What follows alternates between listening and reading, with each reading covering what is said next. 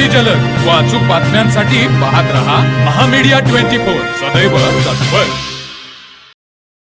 भादोले येथे राहणाऱ्या पोलीस कर्मचारी सोमनाथ लखू माने यांच्या बंद बंगल्याचा कडी कोयंडा उचकटून अज्ञात चोरट्यांनी पहाटेच्या दरम्यान सुमारे 24,96,219 रुपये किमतीचे 21 तोळे सोन्याचे दागिने लंपास केल्याची घटना घडली आहे।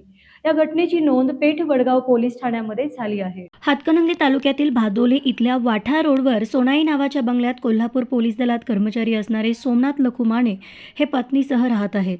ते नेव्हीमधून सेवानिवृत्त होऊन पोलीस दलात दाखल झाले होते। सोमनाथ माने हे निवडणुकीसाठी होमगार्ड आणण्यासाठी जालना इथं बुधवार दिनांक 4 फेब्रुवारी रोजी गेले होते। ते 2 दिवस जाणार असल्याने त्यांची पत्नी ही 2 दिवस रेंदाळ इथे माहेरी जाते असे सांगून गेल्या होत्या।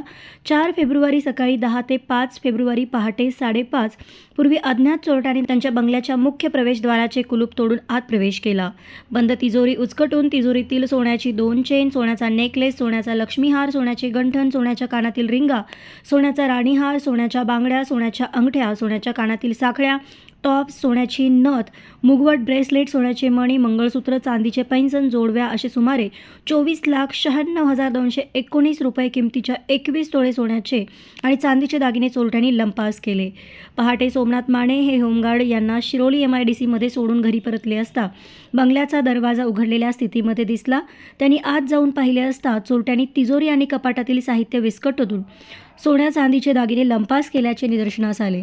त्यांनी तात्काळ पेठ वडगाव पोलिसांमध्ये तक्रार दाखल केली असून या घटनेची माहिती मिळताच स्थानिक गुन्हा अन्वेषण शाखेचे पोलीस निरीक्षक सुशांत चव्हाण, पोलीस निरीक्षक प्रमोद शिंदे यांच्यासह पोलीस कर्मचारी दाखल झाले। तर मग चला सबस्क्राईब करायला विसरू नका महामीडिया 24 न्यूज चॅनलला। महामीडिया 24 सदैव तत्पर।